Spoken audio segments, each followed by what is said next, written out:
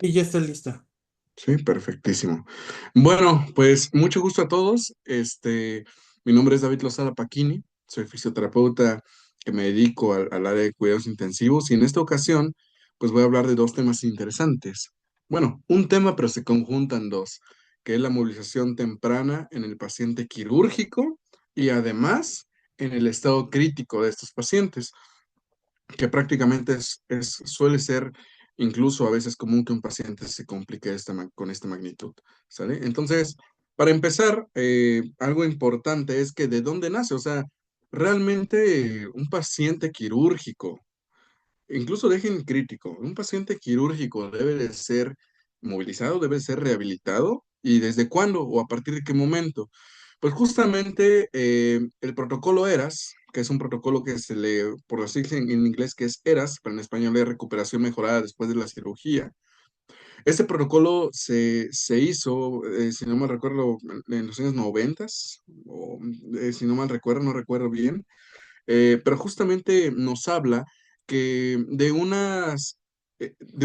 varias modalidades de intervención para poder mejorar y potencializar, por así decirlo, la recuperación del paciente quirúrgico. Anteriormente se decía o se implementaban, digamos que intervenciones trans y postquirúrgicas que solamente se estaban basados en la experiencia, más no en la evidencia. Es por ello que, dado esto, pues había muchos pacientes que tenían muchas complicaciones, duraban mucho tiempo en estancia hospitalaria y pues por ello se hizo, dos grupos de investigadores hicieron evidencia científica en base a lo que hay, hicieron varias investigaciones y de ahí nació el protocolo ERAS, que se basa justamente en tres tiempos, ¿no? Que ese es el tiempo preoperatorio, transoperatorio, posoperatorio, en donde se pone énfasis en ciertas nuevas, digamos que nuevas vertientes, por así decirlo, ¿no? Primero que nada, pues bueno, el protocolo de ERAS te marca desde el punto de vista preoperatorio, pues primero debe de haber un asesoramiento, es decir, una educación por parte del equipo profesional de salud hacia el paciente, el tipo de cirugía que se le va a realizar, cómo va a ser, en qué consiste, etcétera, etcétera. Aquí ya se evitan ayunos prolongados, que se ha visto que no, pues no hay suficiente evidencia, evitar preparación intestinal, perdón, ajá, seré profilaxis antimicrobiana, tomar profilaxis, no usar premedicación. Aquí algo importante, que es lo que es el transoperatorio, nos habla justamente del uso de anestésicos de acción corta, ¿sale? Anestesia y analgesia epidural, no drenajes, evitar la sobrecarga hídrica. Ahorita voy a meterme un poquito en eso, pero aquí viene lo más importante sobre lo que trata esta plática, que el protocolo ERAS abarca dos cosas importantes, que es la nutrición oral temprana, aquí está, y la movilización temprana. Entonces, al final de cuentas, aquí ya toman en cuenta la movilización temprana. ¿Qué tanto es temprana? Pues bueno, usualmente la movilización temprana se dice que es aquella actividad física, más adelante lo voy a volver a repetir, que se realiza actividad física, no movilización pasiva, actividad física dentro de las 24 a 48 horas, o incluso a más tardar, digamos que al quinto día. Pero es importante tomar en cuenta esta definición que más adelante lo voy a retomar, ¿sale? Entonces, de aquí nace pues esta parte. ¿Sabes qué? El paciente ya salió de la cirugía. Pues bueno, vamos a moverlo tempranamente para evitar complicaciones. Y entonces se dieron cuenta que al llevar a cabo digamos que estas vertientes o estos nuevos caminos con evidencia científica, pues disminuía hasta el 50% de las complicaciones postoperatorias y disminuía justamente hasta el 30% de los días de estancia hospitalaria.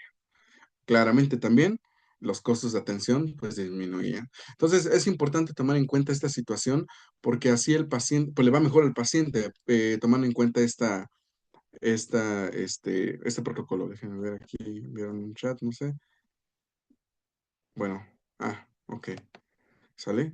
Entonces, pues bueno, es importante tomar en cuenta este protocolo que se llama protocolo ERAS.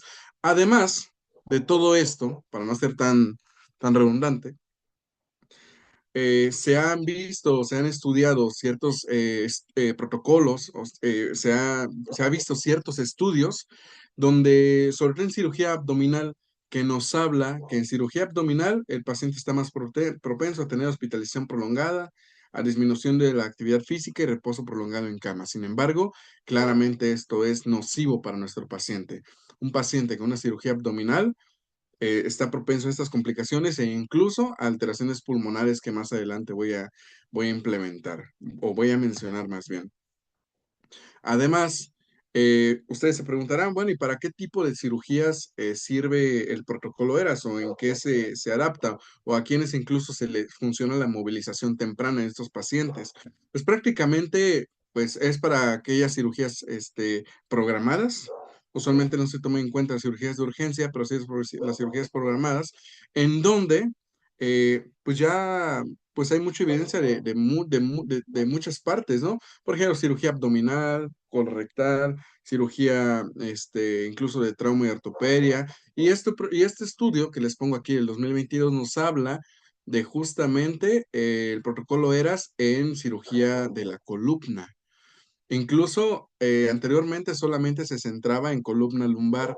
Sin embargo, ahora ya se sabe que existe este protocolo ERAS, tomando en cuenta la movilización temprana incluso en cirugía anterior cervical, tumores en la columna y etcétera. Ya se amplia el panorama del protocolo ERAS y es bastante importante. Incluso vean, este artículo nos marca justamente que todo paciente que durante su estancia hospitalaria, el paciente este, puede disminuir su estancia y la morbilidad postquirúrgica, siempre y cuando el paciente se rehabilite tempranamente para que antes del alta el paciente ya pueda salir de la cama, pueda caminar e incluso subir escaleras. Es decir, todo aquel paciente que, que pueda trasladarse de su cama al sillón, deambulando, pueda subir escaleras, aunque sea despacito, se asocia a una disminución de la estancia hospitalaria y de la morbilidad postquirúrgica. Entonces, aquí este estudio nos da un indicio de que la movilidad es buena y hay que hacerlo tempranamente y no solamente movilidad en cama. Si sacas a tu paciente fuera de la cama a caminar, pues es mucho mejor para evitar morbilidad y mayor estancia de hospitalaria. Entonces es importante no solamente mover a los pacientes en la cama y ejercicios en cama, sino más bien que tus intervenciones vayan encaminadas a que el paciente salga de la cama. Y aquí les pongo este artículo que nos habla sobre el impacto del grado de cumplimiento de un protocolo ERAS en la recuperación funcional después de una cirugía colorectal con un abordaje abdominal. Este estudio justamente evaluó a 500 y cacho pacientes aproximadamente, en donde se tomaron las siguientes variables, que era el índice de ASA, que es el índice de anestesio, para ver justamente las comorbilidades con respecto a la anestesio que se le pone, a la anestesia que se le pone, que es el ASA, que prácticamente dice, ¿sabes qué? Un puntaje de 1 o 2 de ASA, el paciente no tiene tantas comorbilidades o tantas digamos que se puede complicar por la anestesia. Es 1 o 2, está bien, es un puntaje adecuado. De 3 a 4 ya empieza pues a empeorar el puntaje. Ahorita voy con esta parte. El posum quirúrgico se refiere a la morbilidad y mortalidad que tiene el paciente de acuerdo a 12 características fisiológicas. Toman en cuenta, es una escala, toma en cuenta la cuestión histológica, la cuestión hematológica, la cuestión pulmonar, etcétera. Entonces, esta escala va de 8 puntos de 1 a 8 puntos. 8 puntos es un puntaje muy alto, donde sigue un grado alto de morbilidad y mortalidad. Un punto es que no está tan alto, ¿sale? Entonces, también tomaron en cuenta la retirada precoz de la sonda vesical y la movilización temprana o movilización precoz.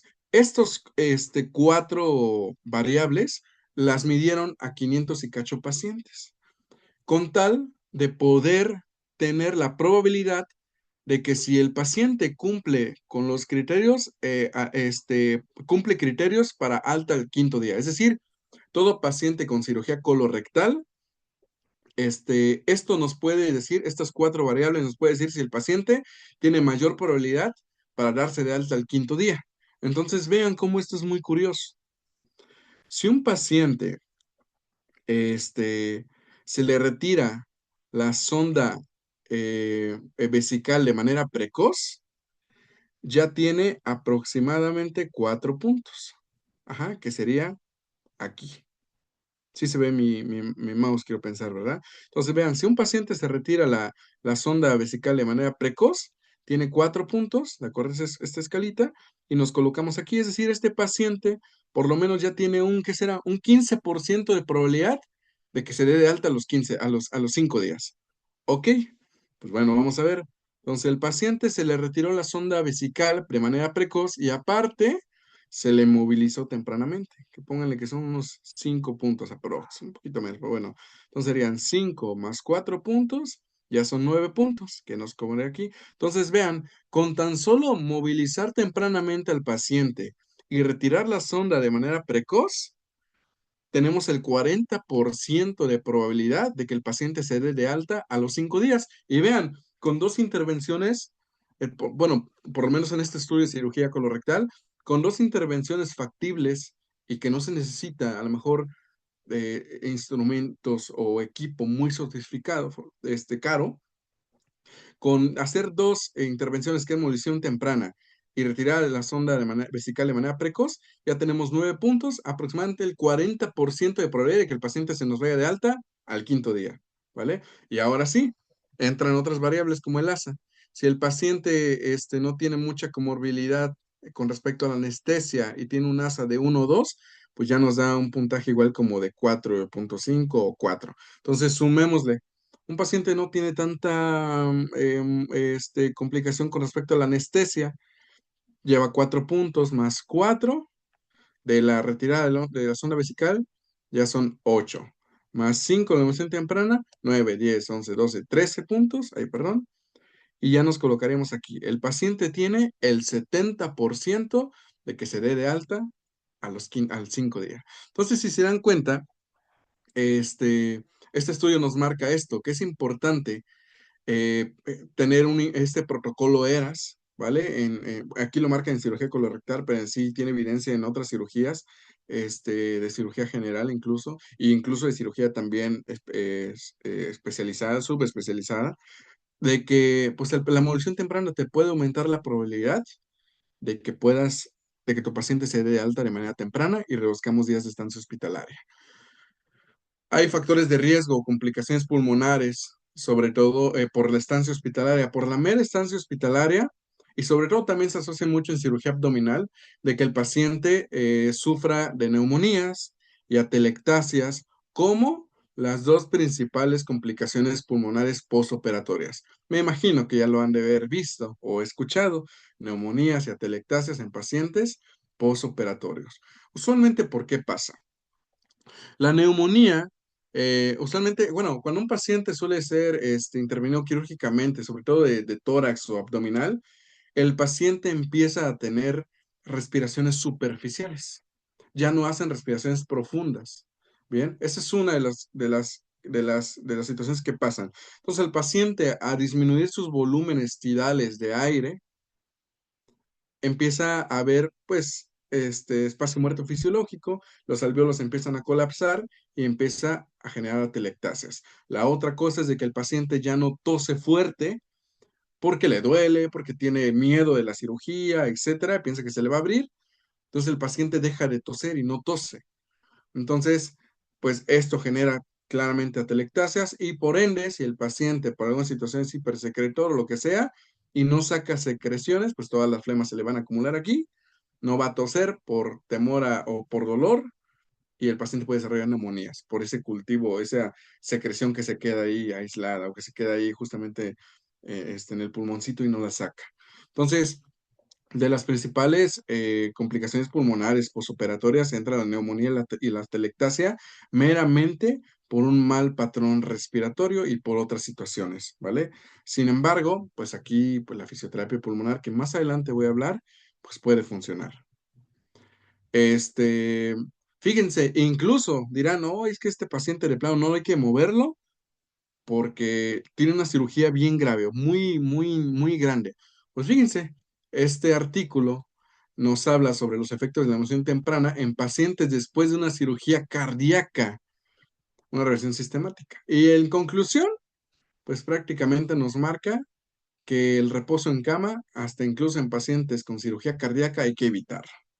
Incluso tuve la oportunidad, cuando yo estuve en el Hospital General de México, tuve la oportunidad de rehabilitar junto con mis maestros en ese entonces, este, a un paciente post-trasplantado de corazón. Y la movilización inició más o menos a las 48, 72 horas después de haberle trasplantado un corazón nuevo. Entonces, vean, la movilización temprana y el paciente 2 meses después salió caminando de la terapia intensiva coronaria. Entonces, es importante que el reposo en cama pues es malo, ¿no? Y nos encontramos con esto, ¿no? Imagínense un paciente quirúrgico que tiene todo este rollo, incluso vean, tiene ECMO, ¿no? Que es este rojito, su línea arterial, tiene un equipo de reemplazo renal continuo al parecer, bombas de infusión, los signos vitales, está intubado, aparte, bueno, tiene ventilación mecánica. Y mi pregunta es, ¿se podrá mover a este paciente? Con todo lo que acabé de mencionar con lo anterior, pues ahora la inmovilidad se ve así, ¿no? Se ve como una serpiente que nos habla bonito, pobrecito el paciente, lo acaban de operar, que descanse tantito, que se acueste unos 5 días en reposo, en cama. Digo, hay sus excepciones, claramente, ¿no? Este, pero bueno, que descanse en cama, pobrecito, etcétera.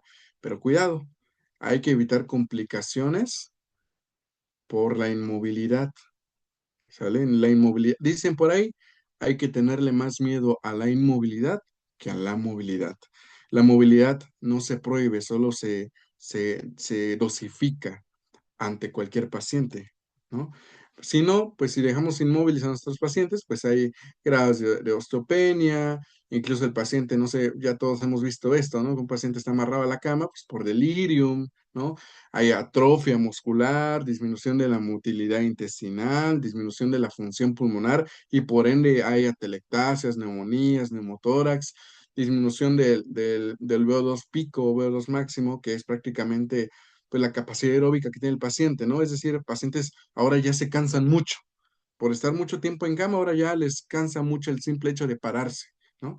Pues es prácticamente por la inmovilidad. Entonces, ya tomando en cuenta estos datos de cirugía, ¿sale?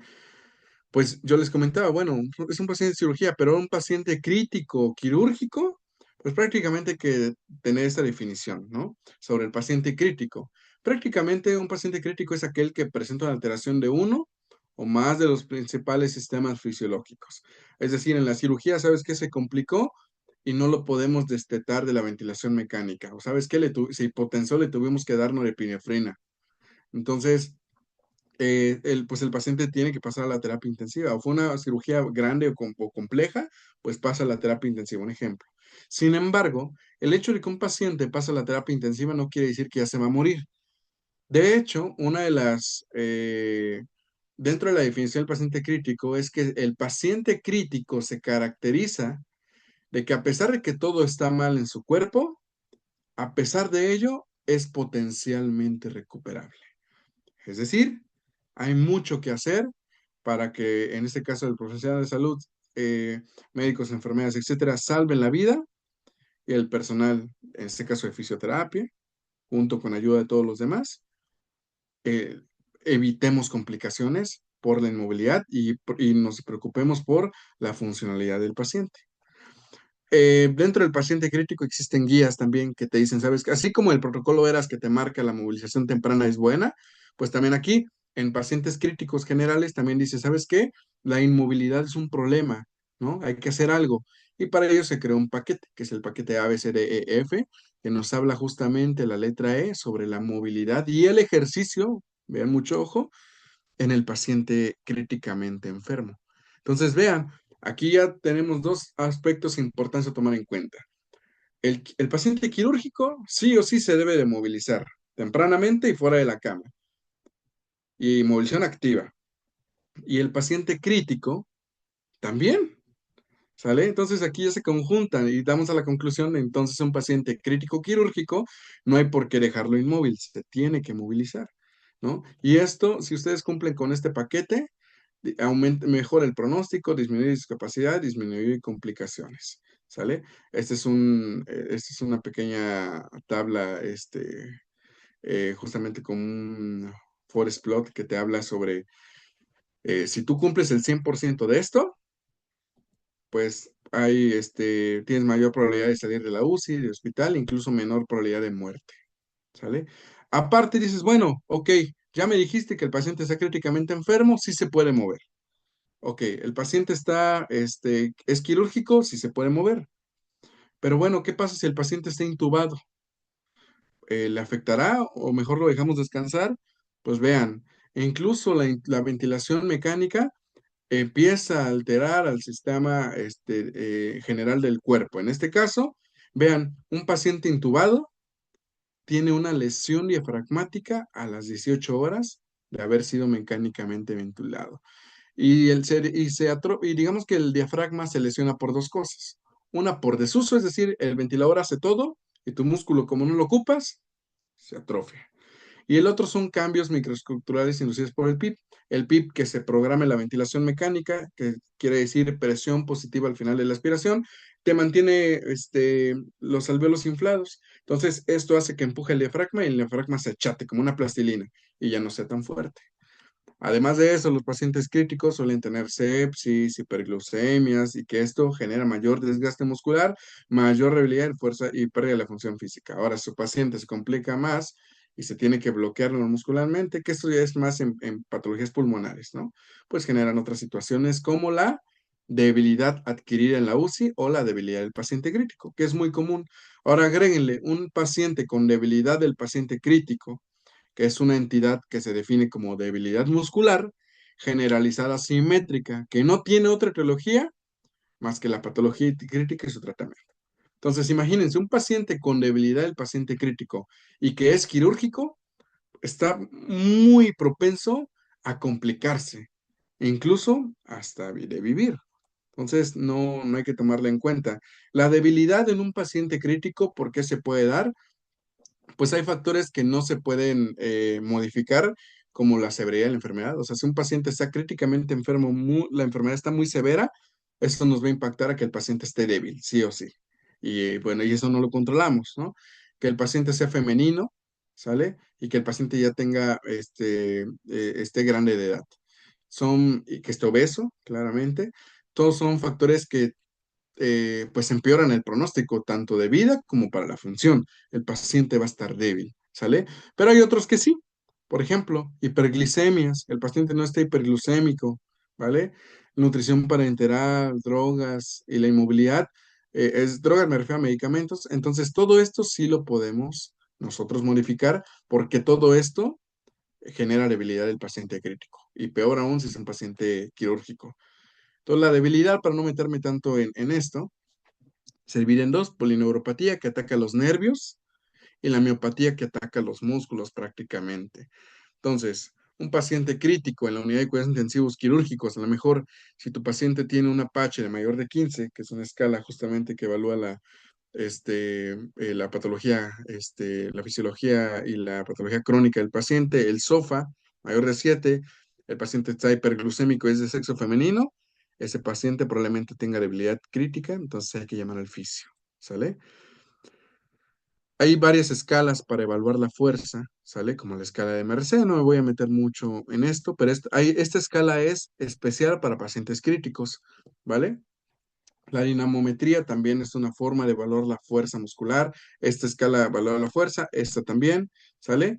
Y vean, los efectos de la movilización temprana en el paciente críticamente enfermo, pues prácticamente estas son gráficas de forest plot de metaanálisis que nos habla de que el paciente disminuye días de estancia en UCI y trata la debilidad del paciente crítico. Pero bueno, no hay mucho cambio en la mortalidad. Si un paciente se va a morir por la complicación, no genera mucho cambio por moverlo.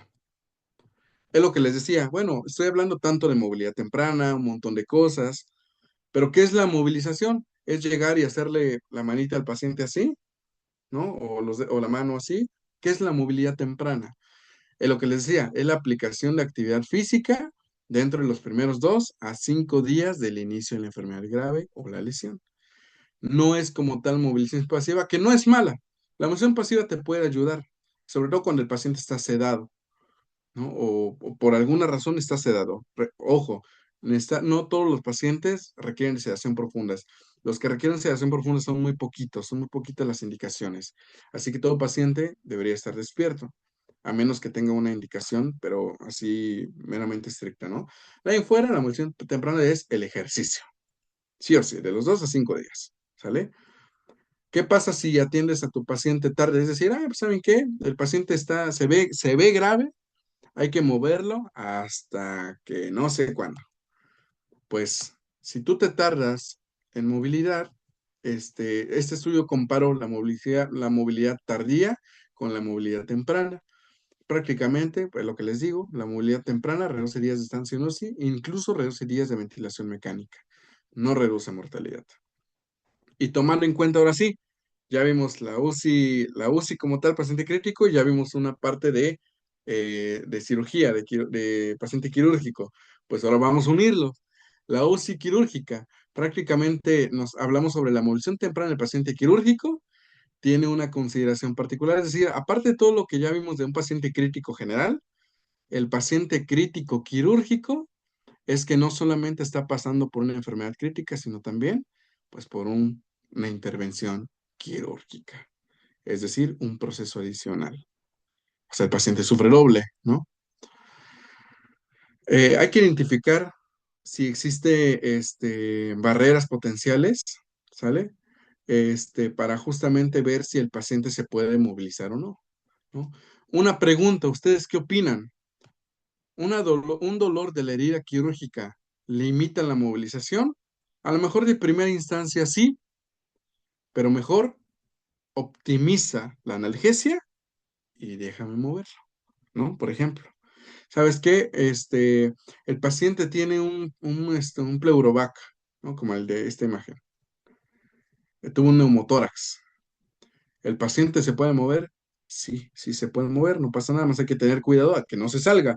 Como todos los dispositivos quirúrgicos, drenajes, etcétera, pues tienes que tener pues la capacidad, en este caso el fisioterapeuta que es especialista en esa área, pues debe de tener el conocimiento de todo esto para pues tener mucho cuidado en no sacar pues algún dispositivo, ¿no? Porque si no, sí sería un gran problema. Fracturas inestables, pues prácticamente pues sí sería una contraindicación hasta que la estabilicen y heridas abiertas incluso, ¿vale? Y para ello, bueno, dices, bueno, entonces, ¿qué hago? ¿Lo muevo o no lo muevo un paciente quirúrgico crítico? ¿Qué hago? Se creó una tabla, ¿vale? Bueno, más bien, esta es una escala de valoración, pero al mismo tiempo es un algoritmo para saber cuándo movilizar al paciente. Yo creo que de toda la plática, este es como lo más importante. La escala se llama SOMS, ¿sale? Que habla justamente de la optimización de la movilidad, escala de movilidad óptima en pacientes quirúrgicos de la unidad de cuidados intensivos, ¿sale? Entonces, vean, este es el algoritmo y este es la escala de valoración. Tu paciente tiene una columna vertebral estable, no tiene una mortalidad alta, predicha en las siguientes 24 horas y tiene una presión intracraneal de menos 20 milímetros de mercurio. Si tu paciente tiene esto, ok, está estable, puedes darle movilización pasiva. Si tu paciente tiene una columna, por ejemplo, vertebral inestable, tiene una alta mortalidad y tiene hipertensión intracraneal, mejor no lo muevas. Aquí dice no movilidad, paciente quirúrgico. ¿Sabes qué? Pero si tiene todo esto, ok, o sea, todo está bien, muévelo pasivamente. Ok, ¿cuándo ya dejo de mover pasivamente y lo paso de manera activa? Ok, tu paciente sigue comandos, sigue comandos de un paso, es decir, si te hace caso, ok, ¿tiene movimiento voluntario? Pues ¿sabes qué? Sí. ¿No tiene lesión medular espinal? Ok, pues bueno, no tiene, pues bueno, lo puedes mover pasivamente también, no tiene drenajes, lumbares, por ejemplo, ¿sale? Extraventriculares, accesos femorales, hemofiltración venosa, ok. No tiene todo esto, pues podemos incluso sedestarlo, podemos sentarlo en borde de cama, ¿sale? O incluso podría ser hasta pasarse un reposet. Pues si tu paciente tiene esto, o sea, no sigue comandos, no tiene movimientos voluntarios y tiene drenajes complejos, pues ¿sabes qué? Ni modo, movilización pasiva. La sedestación, ya tu paciente tenía todo esto adecuado, lo sentaste, ok. Tu paciente tiene una fuerza de 3 de 5 de cuádriceps con la escala de Daniels. El cuádriceps es uno de los principales músculos para que el paciente se pueda poner de pie. ¿Tu paciente tiene un 3 de 5? Sí. Ok. Eh, ¿Tu paciente se puede sentar sin ningún soporte en la espalda? Sí. ¿No tiene limitaciones para soportar el peso corporal? Que esto también lo evalúa el fisioterapeuta. ¿No? ¿Todo bien? Ok, pues páralo. Ya no hay necesario mantenerlo acostado ni sentado. Páralo. ¿Tu paciente puede ponerse de pie con mínima asistencia o dar pasos en tu lugar? Sí. Ah, pues órale, que camine. Entonces, estos son los niveles de movilidad que les presento más adelante aquí. Pero antes de pasar a eso, hay que recordar que en cada nivel de movilidad, que son cuatro, bueno, contando no movilidad, movilización pasiva, sedestación, bipedestación y deambulación, ¿sale? Pues vean, hay que tomar en cuenta todo esto. Evaluar la presencia de alguno de estos dispositivos, ¿sale? Que el paciente tenga oxígeno, ok, sí se puede mover el paciente con oxígeno, pero pues, o sí que no se vaya a desconectar de la toma, ¿no? Si nos va a saturar, cuidado con las ondas vesicales, no hay contraindicación para nada. A veces yo he puesto a caminar pacientes con esto, no pasa nada, ¿vale? Hay que cuidarla nada más. Cánulas de traqueostomía, tampoco. Incluso un paciente con traqueostomía puede comer, pero pues hay que evaluarlo antes, ¿no? Porque el atraqueos causa ciertas alteraciones en la deglución, pero sí, sí puede comer un paciente, pero hay que evaluarlo. El catéter venoso central, ¿sale? Sí se puede mover, no pasa nada, incluso movilizarlo, ¿sale? Incluso de cuestiones de de hemodiálisis, etcétera, sí se puede mover. Gastrostomía también, solo hay que sujetarla, que no se nos cuelgue o que no se nos vaya a salir. Sale incluso drenajes, ¿sale? Se puede movilizar el paciente. Tubos endotraqueales. Una pregunta importante. ¿El paciente intubado se podrá mover activamente? O pasivamente sí, pero activamente un paciente intubado se podrá parar, se podrá sentar en borde de cama. Pues ya lo veremos, ¿vale? Dispositivos de succión, si se puede, incluso drenajes, vean, ventriculares, sí se puede movilizar un paciente, solo no hay que perder pues el efecto de succión, o sea, esto tiene que estar funcionales, ¿vale? Y que no se pierda eso. Este, Drenajes de succión, les comento, incluso con prisma también se puede. No hay ninguna contraindicación para todo esto, pero sí saberlo manejar y sí saber cuando algo ya está fallando y podernos detener, ¿sale? Nivel uno de movilización, paciente inconsciente, no nos queda otra más que movilización pasiva. Está intubado este paciente, está dormido, pues ni modo, hay que movilizarlo pasivamente, ¿sale? Paciente despierto, nivel 2, ya despertó el paciente, está encamado, está intubado, pues órale, apenas despertó, lleva un día despierto, pues no hay que emocionarnos, vamos a darle ejercicio en cama, vean, este paciente está haciendo ejercicio con su bicicleta, con el cicloergómetro en cama, está intubado. ¿Sabes qué? Nivel 3, sedestación y ejercicio activo. Un paciente intubado puede hacer ejercicio. Sí, sentado en reposet, estando intubado, haciendo bicicleta. No es contraindicación. Un paciente puede, déjame sonido, ¿vale? En pacientes intubado, sentado en borde de cama, está despierto, está un poquito somnoliento, pero bueno, sí seguía indicaciones. Estaba despierto y sentado en borde de cama, ¿sale? Vean cómo él mueve solito su pierna. ¿Me vieron? Estando intubado. Este es un nivel 3 de movilización. Una paciente posoperada de una hernia umbilical, esta señora izquierda, a la izquierda, que incluso fue muy difícil destetarla de la ventilación porque esa hernia le aplastó el diafragma. Entonces tenía muy débil su diafragma y era muy difícil quitarle el tubo por lo mismo. No podía respirar ella sola, pero afortunadamente lo logramos. Este paciente ven con su gastrostomía, su traqueostomía, sin problemas, sentado en borde de cama con su catéter venoso central. Este es un paciente con cirugía bariátrica y trasplante hepático, movilizando y con obesidad mórbida, movilizándose a la orilla de la cama, estando intubado. Nivel 4 de movilidad, traslada de la cama al sillón, bipedestación y deambulación. ¿Se podrá en un paciente intubado? Pues como la intubación endotraqueal no es tampoco una contraindicación para la movilidad. Incluso tú puedes poner a caminar pacientes intubados, ponerlos de pie como ahí se ve, ¿sale? Pero ahorita voy a ver las excepciones, ¿vale?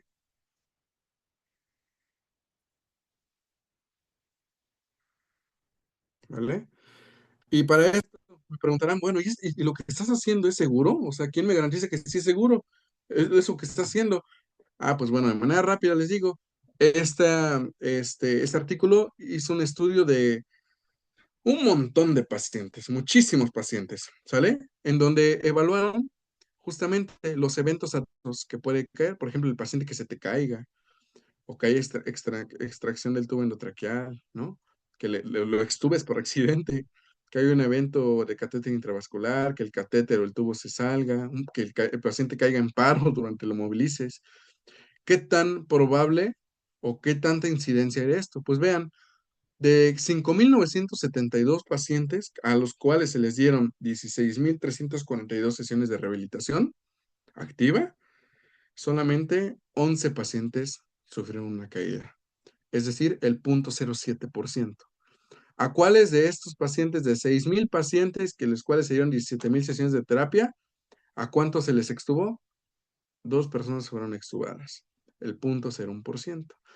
Con esto no quiero decir, porque dirán, bueno, es que, sí, imagínate que se caiga un paciente crítico, sí, es muy grave, es gravísimo, pero la incidencia es muy leve, es muy poca, es de 0.07%, es de 0.01. Como toda intervención tiene su riesgo, pero es muy leve. Toda intervención es fisioterapéutica en paciente crítico, quirúrgico, etcétera, sí hay riesgo, pero es muy leve, es muy pequeño y claramente esto solamente se hace con manos expertas, ¿sale? Digamos que un fisioterapeuta general que no se ha preparado en esta área no pudiera tratar esto porque esto aumenta, los eventos de adversos aumentan.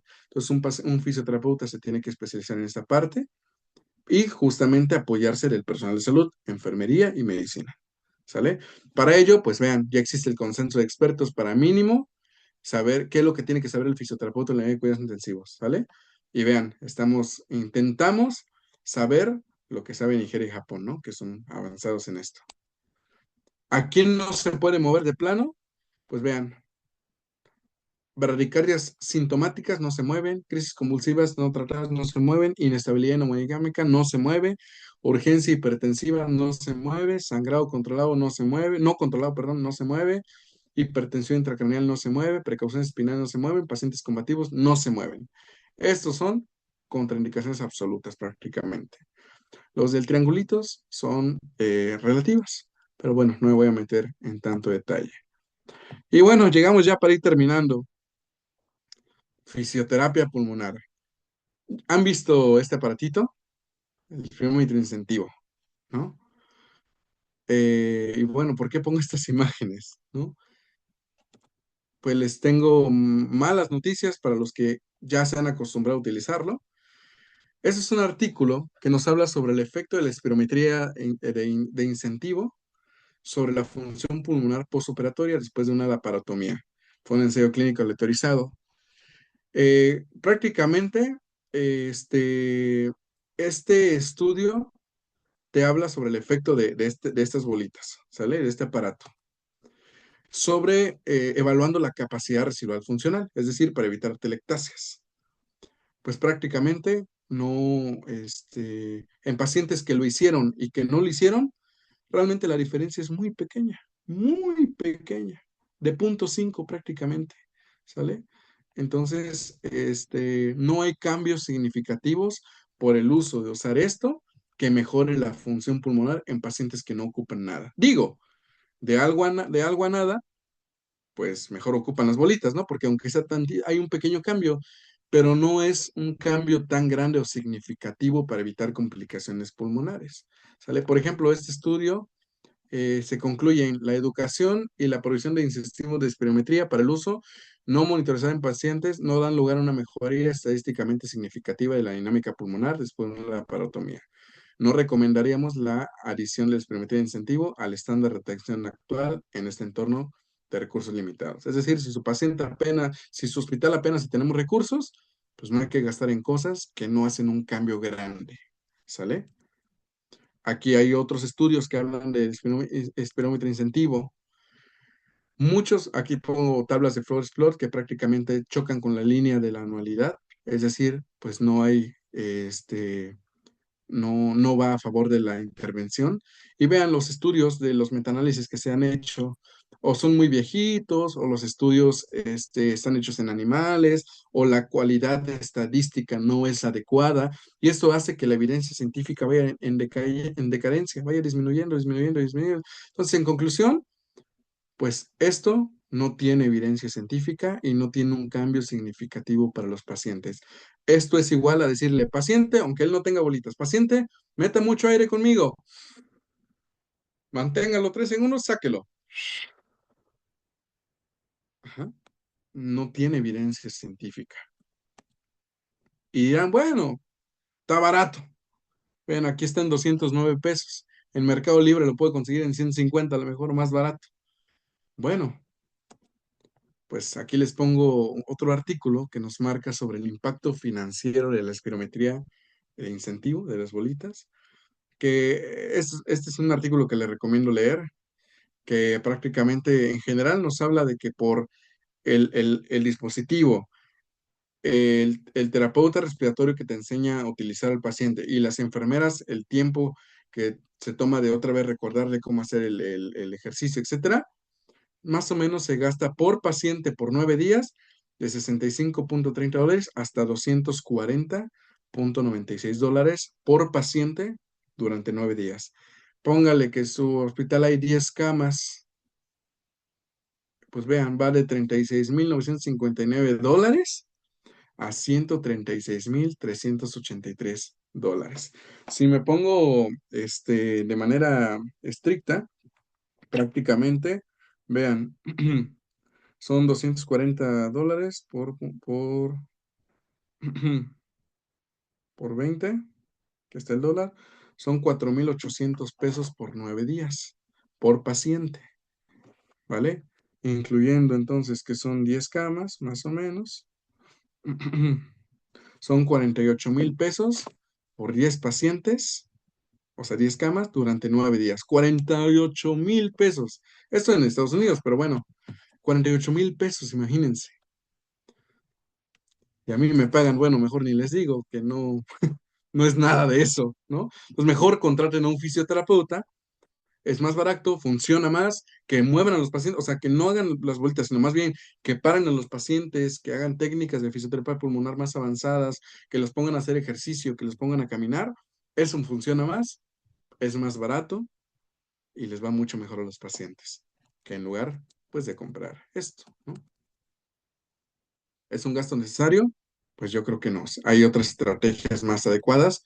Esto es específico, o sea, hay otros, si hablamos de dispositivos, hay dispositivos que sí tienen evidencia más fundamentada, más firme, como el 3 IMT, que sirve para hacer la musculatura inspiratoria más fuerte, pero sin duda la movilización activa, parar al paciente, ponerlo a caminar, hacer ejercicios de cicloergometría, sentarlo, ponerlo en reposet, pararlo, etcétera, eso ayuda mucho más. Y claramente técnicas de fisioterapia pulmonar que no se necesita, pues, equipo a lo mejor, digo, a menos que sean pacientes más específicos.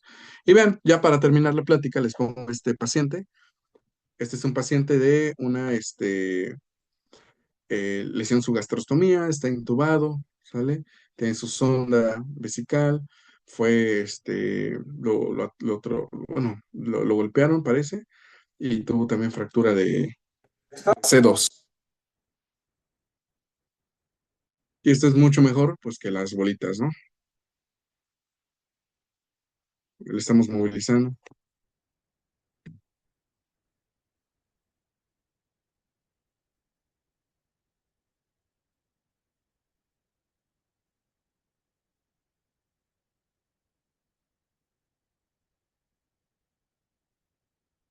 Es el avance, ¿no? Vean cómo lo siento.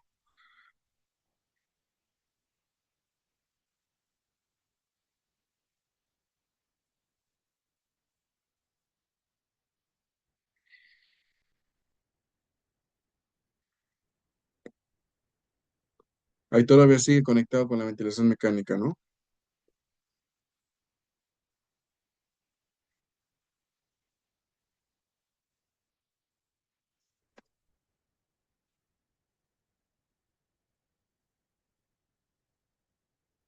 Les digo que la gastrostomía, pues no hay ninguna contraindicación, que el paciente se pare.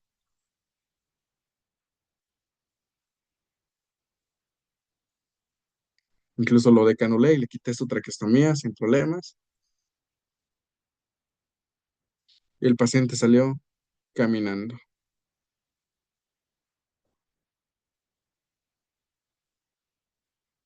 ¿vale?